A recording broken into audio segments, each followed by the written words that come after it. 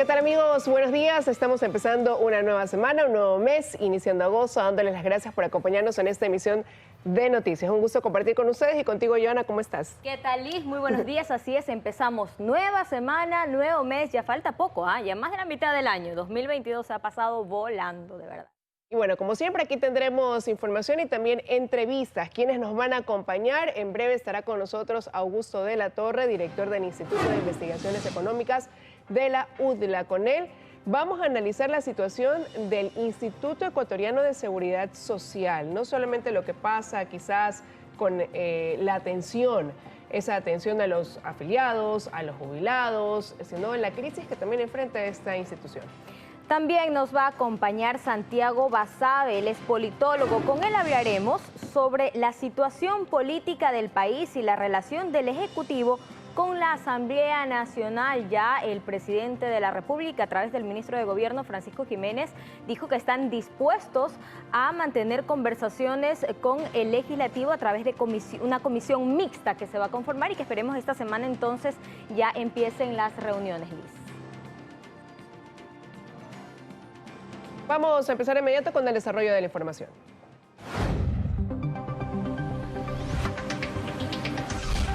Siete de la mañana con 2 minutos y pese a haber recibido este mes más de $3 millones, la operadora del call center del IES informó que dejará de prestar el servicio desde el próximo 14 de agosto. Según el instituto, el agendamiento de citas médicas vía telefónica continuará porque ya están buscando otra empresa.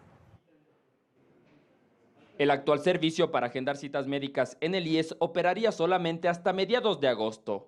Así consta en un oficio remitido por la representante legal del consorcio Flowback Group, Jessica Velasco, al director del Seguro General de Salud del IES, Daniel Rodríguez. En el documento se asegura que, debido a que el consorcio ya no cuenta con la capacidad técnica y operativa para continuar prestando el servicio referido, suspenderemos definitivamente nuestra operación el día 14 de agosto de 2022.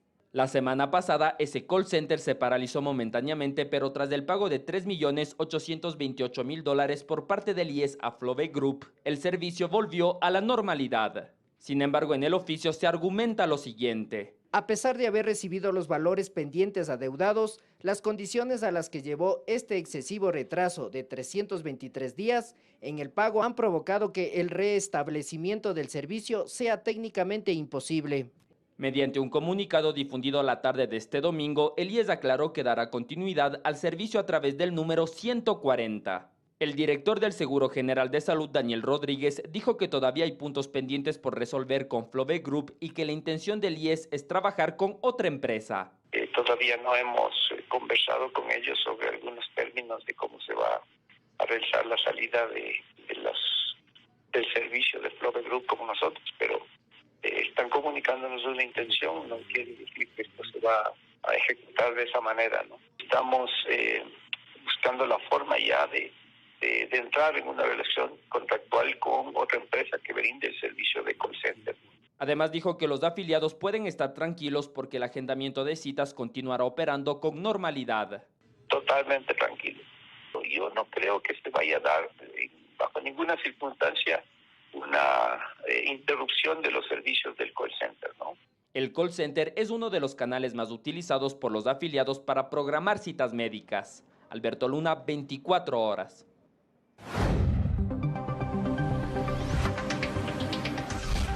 Este lunes se anuncia un nuevo plan masivo de vacunación contra el COVID-19 y esto de aquí, sobre todo, Joana y amigos, para dar paso a que más personas se apliquen los refuerzos, la tercera dosis. Si bien es cierto, hay un importante número de personas que se han vacunado con la primera y la segunda, no así con la tercera y cuarta dosis de la vacuna. Y es que hemos visto que la afluencia en los vacunatorios de Guayaquil y Quito, en realidad en todo el país, fue baja este fin de semana, esto a pesar del incremento de los contagios de COVID-19.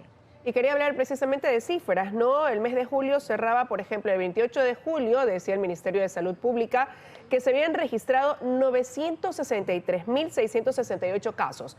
Pero al día siguiente, es decir, el 29 de julio, la cifra subió a 967.602, es decir, casi 4.000 nuevos casos positivos en 24 horas. Eso es lo que lleva entonces a que el Ministerio de Salud Pública anunciado por el mismo ministro, pues trate de implementar una nueva fase de vacunación, un nuevo proceso, una nueva campaña que esperan ellos de un resultado positivo de haber inoculado a miles de personas, más bien, ¿no? Hasta el mes de septiembre. A millones, en realidad. Y hay una iniciativa también de los distribuidores médicos que se le ha pedido al gobierno se les permita la venta de test de COVID en las farmacias. El gobierno ya ha dicho que no avala esta iniciativa justamente porque los registros de positividad se perderían, no se confirmaría quién realmente sale positivo o negativo de las pruebas de COVID. Así que vamos a ver qué pasa hoy con la reunión. No son tan confiables, dicen estos test caseros. En Estados Unidos anunciaron justamente que hay estas pruebas de antígenos, algunas que son resistentes para las nuevas variantes. Entonces ahí por eso también el tema de discusión.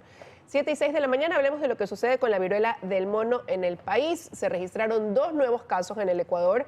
Son 2 personas entre 25 y 35 años, han dicho las autoridades que están en Guayaquil. Así es, en total 5 personas contagiadas en el país. Expertos consideran que se debe emprender una campaña de comunicación para informar a la población sobre las características de esta enfermedad.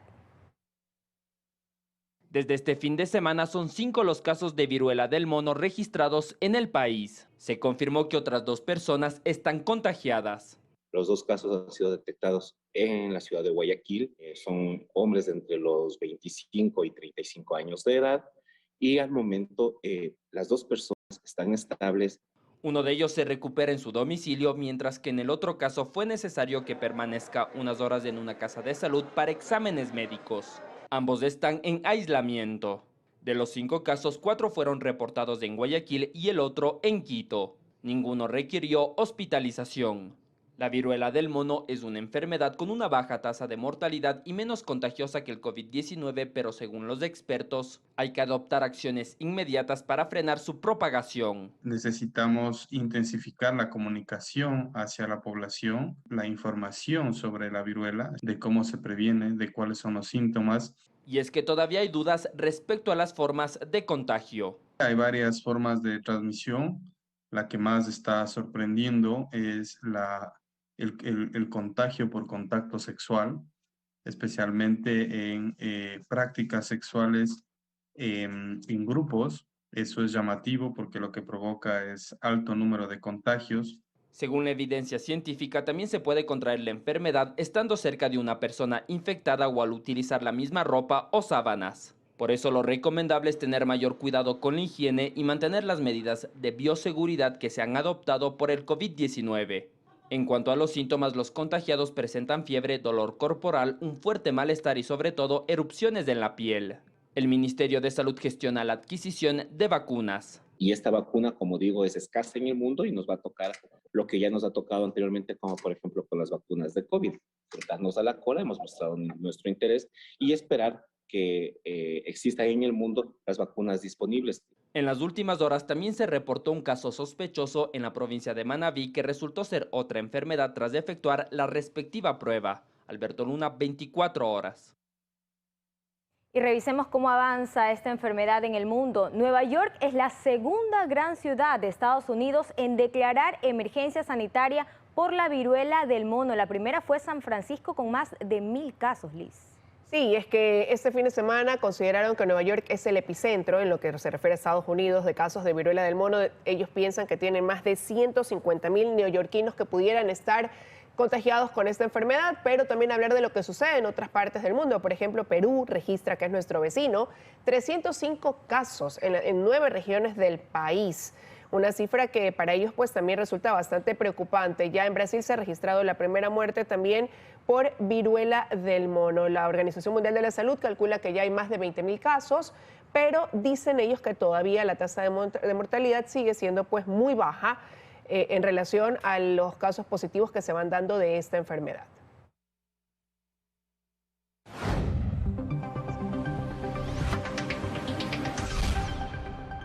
Bueno, y se registra una alta actividad del volcán Sangay, según el Instituto Geofísico, y esto de aquí provocó el fin de semana alarma, hay que decirlo, preocupación, en quienes viven en la provincia del Guayas y también en la provincia de La Suay. En Guayas, sobre todo en Guayaquil, San Borondón, donde la noche del sábado, madrugada del domingo, se escuchaban ese tipo de detonaciones, de explosiones, más bien acompañadas de ciertas vibraciones, Joana. Sí, la gente no sabía qué exactamente era lo que pasaba, si eran festividades o algún otro sonido que alarme a la gente. Pero ya en horas de la noche el geofísico aseguró que este sonido y estas vibraciones están ligadas a la actividad del volcán Sangay. Así que se esperó incluso también caída de ceniza, lo que sí cayó en algunos sectores de la provincia del Guayas, en la parte norte también y el sur del Azuay. Veamos la siguiente nota. Estos fueron los sonidos que se escucharon en varios sectores de Guayaquil en horas de la noche y madrugada. Estos sonidos tipo explosiones alertaron a varios ciudadanos que se pronunciaron a través de redes sociales e indicaban que además habían vibraciones y movimientos de algunos ventanales. El ECU 911 recibió 3 llamadas con alertas similares. Frente a esta situación, el Instituto Geofísico informó que este fenómeno estaría ligado a la actividad sísmica del volcán Sangay, la cual es alta y que adicionalmente estaría provocando la caída de ceniza en parte de la provincia del Guayas. Tuvimos un incremento de la actividad del volcán Sangay, que por condiciones de propagación, que es mucho más factible la propagación del sonido en la noche, es posible que algunos de estos ruidos hayan sido escuchados no solamente en Guayaquil, sino en algunas otras ciudades. Estos sonidos y movimientos no solo se registraron en sectores de la provincia del Guayas, sino también en Azuay. La mañana de este domingo en Carchi se registraron 3 sismos. Desde el Instituto Geofísico señalan que no están relacionados con la actividad del volcán Sangay. Además, se llama a la ciudadanía a no alarmarse. No debemos seguir los rumores, A veces hay rumores que son tendenciosos, maliciosos. Mantener la calma, esperar información oficial. El volcán Sangay, ubicado en la provincia de Morona, Santiago, ha registrado actividad en los últimos días. Por ejemplo, el pasado 17 de julio generó 720 explosiones en un solo día. Desde el Instituto Geofísico informan qué se espera para los próximos días. Que va a continuar con actividad, entonces quizás no sea muy probable estos ruidos, porque requieren condiciones especiales, como le dije, pero sí vamos a seguir teniendo evidencias de actividad. En Guayaquil, Luis Alfredo Zúñiga, 24 horas. 7:13 de la mañana y la fuerte lluvia que cayó sobre Quito la tarde de este domingo causó estragos en las vías en el norte de la ciudad, donde se registraron calles inundadas, como ustedes lo ven, y también el colapso de varias alcantarillas, sobre todo en el sector de Calderón y Carapungo. Así es, el resultado fue la inundación de casas y locales comerciales. La fuerza del agua también afectó varias calles del sector, lo que provocó gran congestión vehicular. Una lluvia que sorprendió a muchos porque justamente revisaba información en las redes sociales, y la gente decía, ahora sí llegó el verano a Quito, estaban gozando parece de un bonito clima.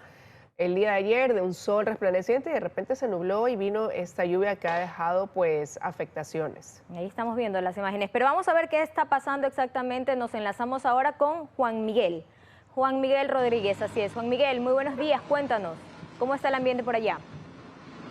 ¿Qué tal?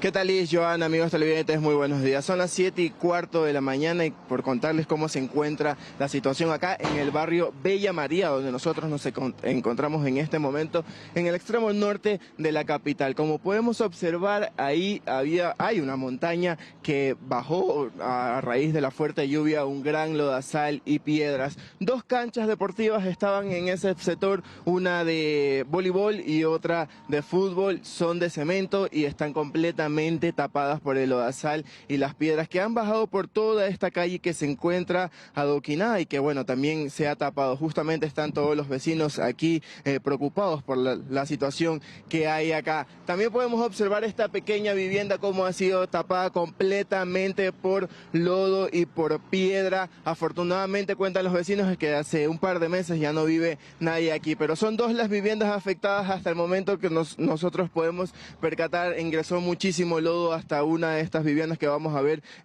a continuación en imágenes. Los vecinos hasta altas horas de la madrugada estuvieron sacando todo el lodazal y justamente como podemos observar propietaria de este vehículo, cómo siguen sacando el lodazal. En este momento se encuentra maquinaria del municipio de Quito trabajando en este sector, ya están removiendo todo el lodo, todas las piedras y bueno, según nos cuentan los vecinos, ayer estuvo el alcalde Santiago Guarderas en este lugar brindando todo su apoyo y también comprometiéndose a ayudar a los moradores de este sector donde nosotros nos encontramos en el norte de Quito, Bella María, como ya les señalaba.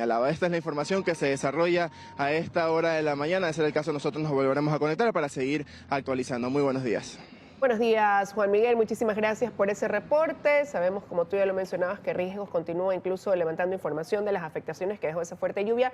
Y lo que mostraba Juan Miguel también, Joana, trae a la memoria lo que para muchos, ¿no? Quizás el hablar de esa cancha que estaba así como sepultada, lo que pasó hace 6 meses también en el sector de La Gasca, ¿no? Imposible para ellos no pensar en eso.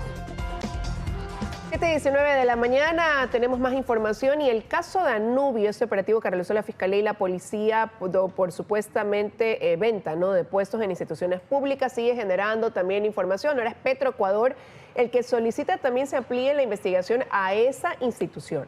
Justamente porque el gerente de Petroecuador, Ítalo Cedeño, aparece en una de las conversaciones a las que la Fiscalía tuvo acceso dentro de estas investigaciones. En el comunicado señala que Petroecuador informa que el 28 de julio de 2022 el gerente general Ítalo Cedeño puso una denuncia ante la Fiscalía General del Estado para que realice las investigaciones respectivas y determine, de ser el caso, responsabilidades civiles y penales para los autores materiales e intelectuales mismos que estarían involucrados en la presunta vinculación de varias instituciones, entre ellas esta empresa. Han dicho, ¿no?, que estarán abiertos a proveer toda la información necesaria de la Fiscalía dentro de este proceso en el que se investiga a 8 personas. Este es el segundo comunicado. El primero fue también del ex asesor ad honorem del gobierno, Juan José Pons, quien dijo también que él está presto para las investigaciones. Su domicilio fue allanado. De las 8 personas que resultaron detenidas durante estos allanamientos por parte de la Fiscalía, las 8 recibieron medidas sustitutivas, ¿no?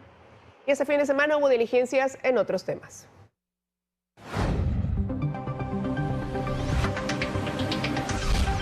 Como lo mencionaba, la fiscal general Diana Salazar compareció este fin de semana ante la Comisión de Garantías Constitucionales de la Asamblea Nacional para poder ella dar su versión de lo que ocurrió durante las movilizaciones, básicamente sobre la detención del presidente de la CONAIE, Leonidas Issa. Y su presunto financiamiento con el narcotráfico, ¿no?, al paro nacional denunciado por el presidente de la República, Guillermo Lasso. Compareció este fin de semana ante la Comisión de Garantías Constitucionales de la Asamblea. Veamos lo que dijo. Existen ya 45 impulsos fiscales y 66 diligencias investigativas, entre las cuales se ha pedido ya la información formal tanto al presidente de la República como al señor ministro, a fin de que mediante un informe presente la información que han sido reveladas a través de los medios. La Fiscalía no ha intervenido en la aprehensión del ciudadano Leonidas Issa. 7 de la mañana con 22 minutos y se suspendió la audiencia preparatoria de juicio en el caso de los helicópteros Drup. Sí, era el 5º día dentro de esta audiencia donde los que están acusados han insistido en su inocencia, mientras que la Fiscalía en lo contrario, ¿no? Ahora habrá que esperar a que el juez convoque a las partes para conocer si llama o no a juicio a los 18 procesados por presunto peculado. Este sábado la Fiscalía y la Defensa Técnica expusieron sus argumentos.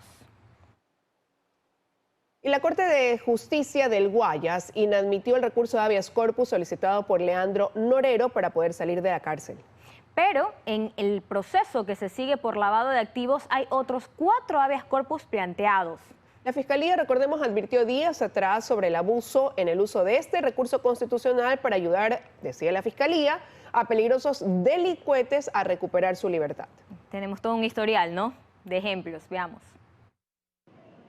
De los 5 habeas corpus que la defensa de Leandro Norero ha presentado para que alias el patrón y sus hermanos detenidos y procesados por lavado de activos vinculados al narcotráfico salgan de la cárcel de La Tacunga, este viernes apenas uno fue negado. La Sala de lo Penal de la Corte de Justicia del Guayas decidió no admitir el recurso por incompetencia territorial. Los otros 4 en el transcurso de la siguiente semana se resolverán. Pese a que Fiscalía había advertido ya de un evidente abuso del derecho determinado en la Ley Orgánica de Garantías Jurisdiccionales y Control Constitucional. Pues hace poco más de un mes incluso la justicia ecuatoriana le concedió un habeas corpus a las mascotas de Norero para que vuelvan a estar a su cargo. Alias Fideo, un sujeto con 10 antecedentes penales por delitos como asociación ilícita, que es el único detenido tras el intento de robo a las bodegas del Ministerio del Interior, donde se almacena la droga que la policía decomisa. En febrero salió en libertad al recibir un habeas corpus alegando enfermedad. Y un mes duraron en la cárcel La Roca, alias Anchundia, líder de la banda R7, y alias Ariel, líder de la banda Los Lobos, a donde por su alta peligrosidad habían sido trasladados por decisión del Servicio Nacional de Atención Integral a Personas Adultas Privadas de Libertad. La justicia les concedió un habeas corpus para que sean reubicados. Anchundia se fue a la cárcel de Santo Domingo, lo que dio origen a la masacre que se registró en ese penal en mayo pasado, donde murieron algunos de los 124 reos que llegaron en abril desde la cárcel de Turi a ese penal, también por un habeas corpus que les fue aceptado. Está pasando sencillamente que en virtud de la corrupción que hay innegablemente, se ha prostituido esta noble institución. Que sirve para que recupere la libertad una persona que esté ilegal y arbitrariamente detenida. Entonces esto va más allá de que como institución es buena, positiva, tiene buenos propósitos, es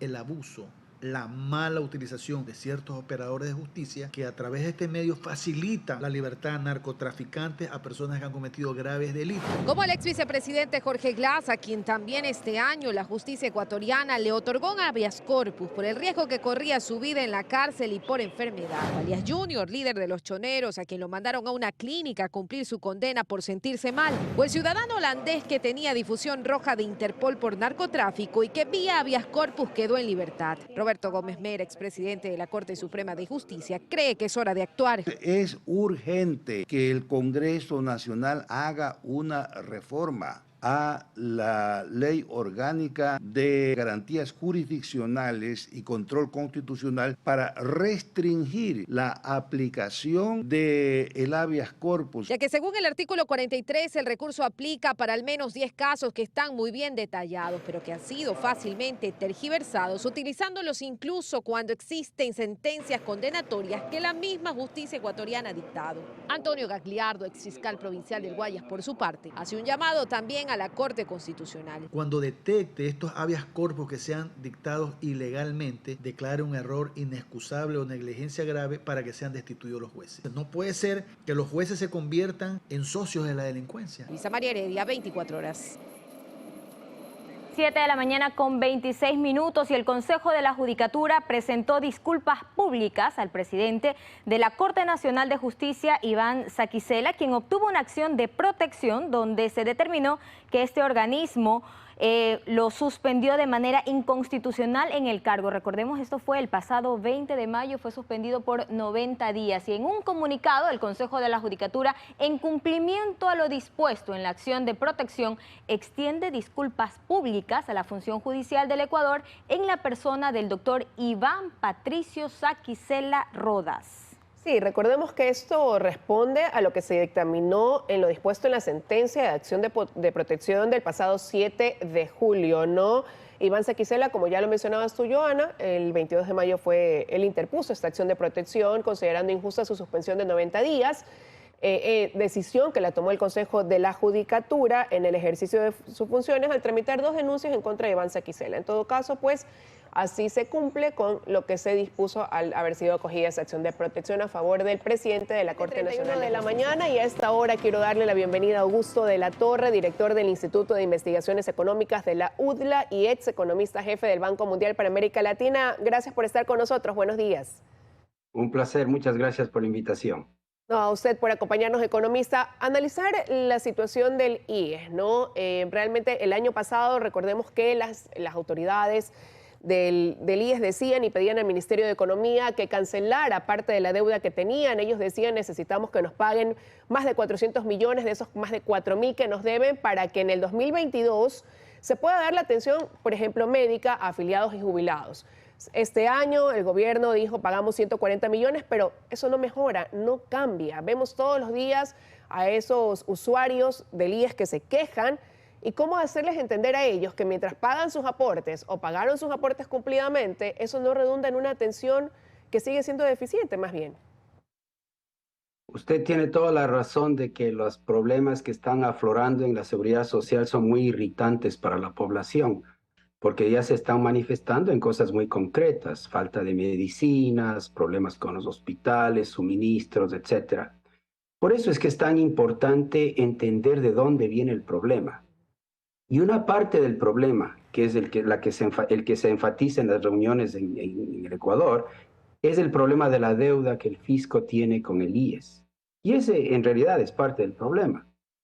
La complicación que tenemos en Ecuador es que incluso si el fisco pagase sus deudas, las que tiene y les reconociese ahora, el problema no desaparecería, porque estructuralmente tenemos un hueco tanto en el sistema de salud como en el sistema de pensiones, que está creciendo en el tiempo y que cada año se hace más grande. Si me permite, le doy los dos números claves. En el sistema de salud, el IES anticipa que en este año necesita pagar en prestaciones de salud alrededor de 2.200 millones de dólares. Pero los aportes que los afiliados hacen a la seguridad social son solo 1.600. O sea, ya tenemos un déficit de 600 millones que tiene que llenarse de alguna manera fiscal, y el próximo año va a ser mayor, y el año después del próximo va a ser mayor. Ese es un déficit que va creciendo porque la población de beneficiarios va creciendo en relación a los aportantes. En el sistema de pensiones la cosa es peor, lo que pasa es que todavía no ha salido a flote, porque todavía hay recursos en el fondo de pensiones. Pero en el fondo de salud ya los recursos desaparecieron, ya se drenaron esos recursos. En el fondo de pensiones tenemos prestaciones de alrededor de 4.800 millones de dólares por año y aportes solo de 2.300 al año. Y esa diferencia ya no se puede llenar, incluso si el fisco pagase religiosamente en efectivo el 40% de las pensiones que la ley le obliga. Entonces tenemos un problema estructural, y es que el pago de prestaciones y de beneficios que hace el IES excede en mucho a los aportes de los afiliados. Economista, y antes de entrar plenamente ya en ese análisis, en ese último punto que usted acaba de señalar, pero eso de aquí es algo que no sucede, no es un problema exclusivo de este gobierno. Tratar de ponerlo en contexto con qué arranca o cuándo, ¿no? Lo que usted acaba de mencionar, este arrastre de deuda que va haciéndose un hueco más grande al punto de ahora usted haber citado que así se pongan al día en el pago, pues difícilmente se va a poder cerrar esa brecha que se genera entre ese aporte que paga el afiliado con lo que quizás recibe como jubilado y lo que redunda en el fondo de salud, no solamente en el fondo de pensiones. Así es. Mire, este es un problema que va más allá del Ecuador, es un problema mundial. Los sistemas de pensiones, los sistemas de salud están bajo enorme presión, y la razón fundamental por la que los sistemas están bajo presión es el cambio demográfico. Las poblaciones en el mundo, y el Ecuador no es una excepción, están envejeciendo. Entonces el número de habitantes de la tercera edad cada vez crece como porcentaje de la población total. El sistema de pensiones que el Ecuador tiene se lo diseñó cuando teníamos mucha gente joven. Entonces teníamos muchos afiliados que aportaban al sistema y que el número de afiliados excedía con muchísimo al número de pensionados, de jubilados. Y en el sistema de salud también había suficiente ingresos por parte de la población joven que entraba a la fuerza laboral, que le daba al IES suficientes recursos para atender a los beneficiarios pasivos. El problema es que se dice, cuando la población era joven, la política en el Ecuador, la dinámica política fue diseñándole al sistema de una manera que cada vez prometía más y más beneficios sin asegurarse de tener los aportes. Y ahora ya está explotando, porque ahora ya se notan problemas de caja, ya no solo es un problema actuarial, de que sabemos que hay una deuda implícita muy grande en relación a los activos que tiene la institución, sino que es un problema de caja. Y el problema de caja se lo siente ahora con más agudez en el sector de salud, porque el fondo de salud está en cero. Entonces, en el pasado, cuando los aportes eran inferiores a los pagos de prestaciones, se drenaba, se giraba dinero del fondo de salud. Ese ahora está en cero. Y el fondo de pensiones, del cual se sigue girando dinero, se está achicando rápidamente. De manera que problemas de caja parecidos a los que ahora experimentamos en el sector de salud, los vamos a experimentar en 1 o 2 años en el sector de pensiones. Eso hace necesario, urgente, que empecemos a diseñar una reforma del sistema que le dé viabilidad financiera al sistema de pensiones y de salud para los siguientes 50 años. Este es un problema que más le afecta sobre todo a la población joven ecuatoriana que está entrando a la fuerza laboral y que quiere tener confianza de que sus aportes al sistema de pensiones y de salud le van a dar beneficios. Entonces el país no puede postergar la reforma. Esto también pasa por una desigualdad dentro de los mismos beneficios, por decirlo de alguna manera, porque un estudio que realizó el Banco Mundial tiempo atrás decía que esto pasa también porque efectivamente ese afiliado aporta menos de lo que recibe como jubilado y citaba que, por ejemplo, una persona con ingresos altos puede llegar a recibir una jubilación 7 veces más alta de lo que aportó cada mes durante su vida laboral. Así es. Así es, el sistema de alguna manera promete mucho. No dimensionó los aportes y no mantuvo proporcionalidad entre aportes y beneficios.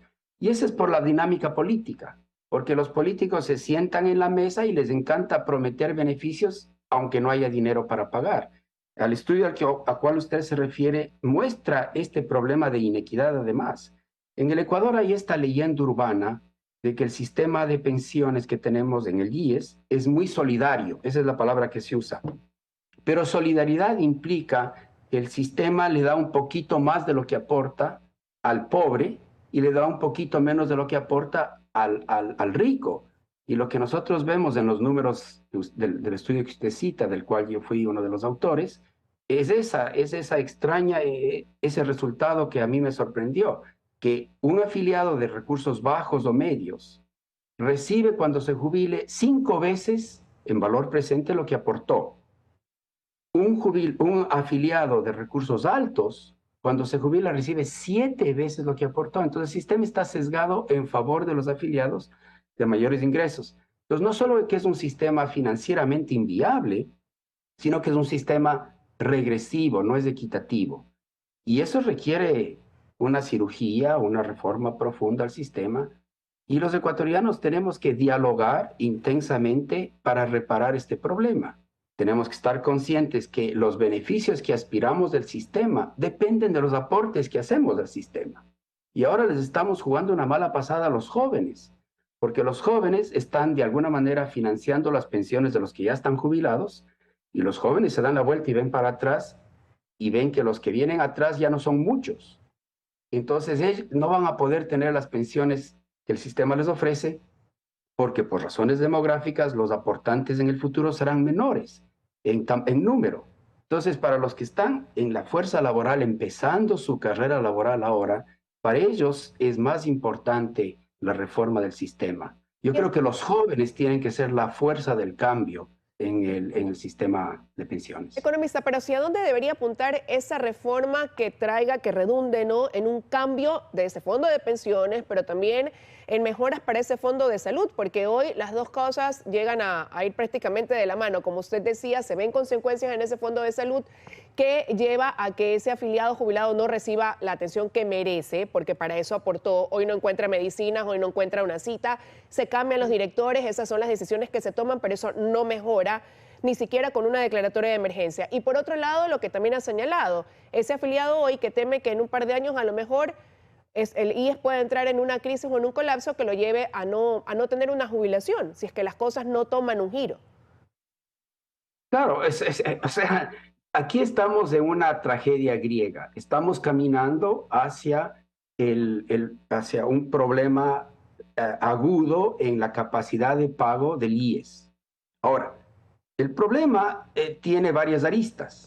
Y los ecuatorianos piensan que si hubiese una mejor administración, si hubiese más transparencia, si hubiese menos corrupción, si hubiese un mejor manejo, se solucionaría el problema. Y claro, una mejor administración, mayor eficiencia, menor corrupción, todo ello contribuye a que se mejore la capacidad de funcionamiento del sistema.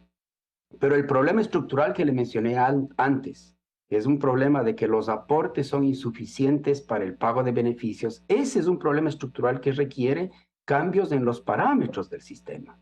Necesitamos, por ejemplo, que se acepte que las personas contribuyan más años al sistema, lo cual quiere decir que a lo mejor tienen que jubilarse con una edad mayor, o que la tasa de contribución sea un poco mayor, o que los beneficios sean más acotados. Alguna combinación de esos cambios paramétricos es importante. En el sistema de salud tenemos una cosa muy ecuatoriana, solo en el Ecuador yo he visto eso, y es que todos los jubilados tienen derecho a recibir servicios de salud, protección de salud, pero no aportan.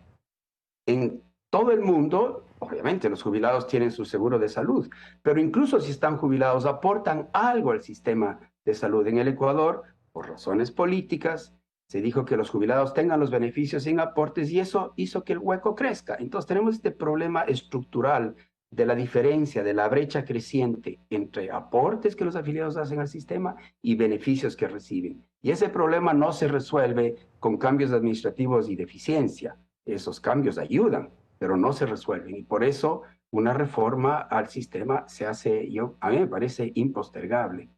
Pero esa reforma, como usted lo ha dicho, podría tener que llevar a cabo la toma de decisiones que tendrían un alto costo político. Si hoy se le dice al jubilado, a lo mejor usted va a tener que pagar por un sistema de salud, por un seguro de salud, eso va a tener una decisión y por eso más bien las decisiones políticas han ido en otro sentido. ¿Cuál es la proyección si es que no se toman esos cambios desde su punto de vista economista, que son decisiones difíciles, sí, pero usted ha señalado necesarias? ¿Y cuál es el plazo también, no? Quizás para tener esa voluntad política. Bueno, mi opinión es que el plazo ya se agotó en el sistema de salud. El sistema de salud está boqueando y lo vemos todos los días. Y el problema, bueno, es posible que el ministro de Finanzas encuentre dinero y le pague la deuda al IES y el IES con eso se pueda alargar un poco la capacidad de dar servicios de salud. Pero técnicamente hablando, los problemas de caja en el servicio de salud están a flote. En el sistema de pensiones, en el estudio que usted menciona, hicimos algunos supuestos, algunas proyecciones. Yo diría que en unos 2 o 3 años vamos a estar enfrentando en el sistema de pensiones problemas muy parecidos de caja, de que no hay dinero parecidos a los que tenemos ahora en el sistema de salud. Eso quiere decir que necesitamos ponernos de acuerdo para darle a la población joven del país. Acuérdese usted que las reformas de pensiones típicamente no afectan a los jubilados, excepto en forma marginal. Por ejemplo, es posible que a los jubilados haya que pedirles que tengan algún tipo de aporte al seguro de salud, porque están recibiendo beneficios de salud.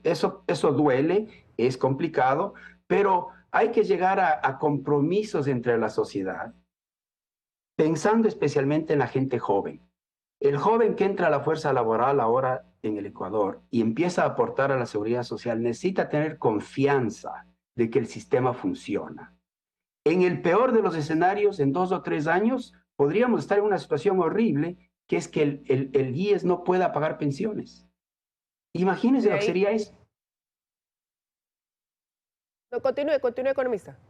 No, imagínese una situación en que el IES ya no tiene la caja y a pesar de que el fisco le paga el 40%, a pesar de que el fisco le paga las deudas, el IES ya no puede pagar pensiones. Ese es el peor de los escenarios.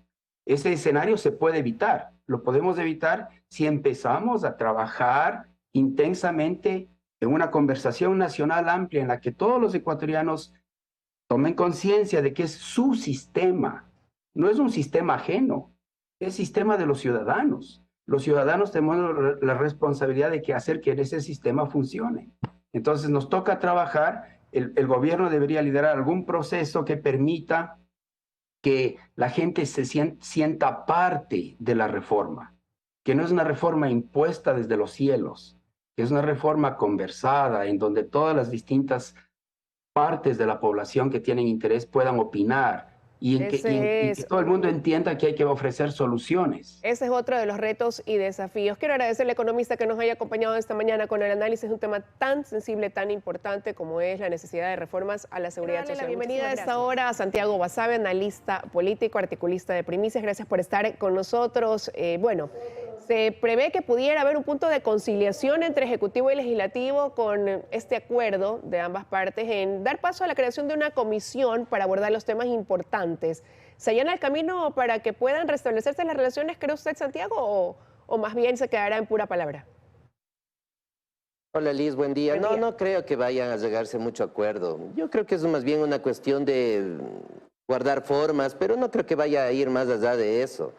La correlación de fuerzas en la Asamblea Nacional es claramente opositora al gobierno y es una oposición además recalcitrante, es una oposición con muy poco espacio al diálogo. Pienso fundamentalmente en la Revolución Ciudadana, una parte de Pachacuti y en algunos temas también el Partido Social Cristiano. Entonces yo creo que más allá de lo discursivo, nuevamente, es muy poco lo que el gobierno tiene que hacer con la Asamblea Nacional, es muy poco lo que el gobierno va a poder generar de cambios que dependan de leyes vía Asamblea Nacional, y me parece que la opción es gobernar con lo que hay, con el sistema legal que tiene al momento, echar mano eventualmente de acuerdos ministeriales en lo que se puede, echar mano de decretos ejecutivos en lo que se puede, y en función de eso tratar de generar una mediana estabilidad en el plano político, y trabajar también en generar una mediana estabilidad en el plano económico, a la par de poner el foco principal, y me parece que esto es lo de fondo que el gobierno puede hacer sin necesidad de la Asamblea, dedicarse a aspectos claves que han sido descuidados. Pienso en salud, por ejemplo, pienso en educación o en seguridad. Y eso sería entonces hacerlo quizás a través, por ejemplo, de decretos ejecutivos. Pero ¿y qué le queda a la Asamblea? Porque también han establecido, han dicho ellos, una nueva hoja de ruta. Hablaba el presidente de ese organismo de 4 temas importantes, también de señalarlos, pero hay quienes dicen que más bien lo que va a hacer con esta nueva mayoría es que el legislativo aumente esa capacidad fiscalizadora. Lo único que van a hacer es fiscalizar, evidentemente, eso es lo único que van a hacer, que está bien porque es parte de la función, pero la otra función de la legislatura, tal cual su nombre lo indica, es legislar. Ahora lo que el país esperaría es que esta nueva mayoría, todos los temas que consideran importantes para el país, los propongan como proyectos de ley en la Asamblea, los discutan, los debatan y los envíen al presidente para su aprobación o la posibilidad del veto, o la posibilidad de la objeción. Eso es lo que el país esperaría. Sin embargo, yo creo que eso es poco probable. Seguramente habrá una fuerte énfasis en la fiscalización, efectivamente por razones de fondo y por razones que no son tanto, sino políticas, pero más allá de eso yo creo que la posibilidad de tener una asamblea algo diferente es muy distante de lo que sucederá en los 2 años y un poco más que le queda de tiempo. Pero más bien esa unión, esa nueva mayoría, ¿no podría verse ya después de haber sido elegidas las nuevas autoridades, verse mermada? Porque, por ejemplo, también ya han comenzado a mostrar diferencias. Hay quienes decían que esa nueva mayoría iría tras la Comisión de Fiscalización del Partido Social Cristiano, ha señalado que, por ejemplo, ellos eso de ahí no lo van a apoyar porque esa es la comisión que mejor ha trabajado hasta el momento en la Asamblea Nacional. Ya comenzaron a mostrarse los desacuerdos, por decirlo de alguna manera. Sí, es que es una mayoría coyuntural. Yo creo que hay una mayoría medianamente organizada alrededor de la Revolución Ciudadana y una parte de Pachacutic. El Partido Social Cristiano votará con ellos en algunos temas y en otros no. Ya lo demostró el Partido Social Cristiano en la votación por la famosa muerte cruzada. No votó en la línea de Pachacutic o de una parte de Pachacutic y de la Revolución Ciudadana. Pero yo creo que el núcleo fuerte, digámoslo así, de estas 2 organizaciones podrán negociar votos en ocasiones con los socialcristianos, en ocasiones eventualmente incluso con la propia izquierda democrática y en ocasiones con el grupo cada vez más grande de independientes. Pero vuelvo a lo de antes, me parece que en el plano puramente de la legislación, de hacer leyes, la Asamblea Nacional será poco activa, como ha sido algo histórico en el país. Pero entonces, desde su punto de vista, seguirán siendo caminos separados para Ejecutivo y Legislativo, donde el Ejecutivo debe tener sobre la mesa siempre esa posibilidad de una consulta popular o hasta de una muerte cruzada, Santiago.